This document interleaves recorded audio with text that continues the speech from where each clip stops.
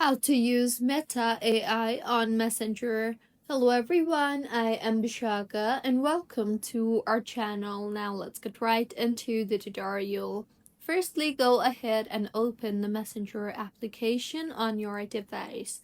Now, tap on the Meta AI tab, the circular icon on the bottom right of your screen. Or you can also type in @Meta AI in any chat.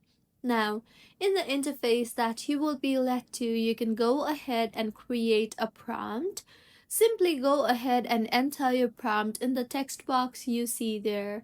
Or you can also ask Meta AI to generate an AI image for you by entering your prompt. And as you can see, the prompt will be provided to you.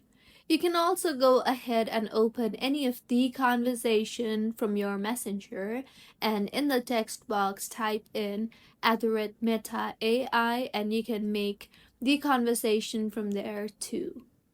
So this is how you can use Meta AI on Messenger. If you find this tutorial helpful, please like the video and do comment if you have any queries. Also, do subscribe to our channel for more helpful tutorials like this. See you on the next one.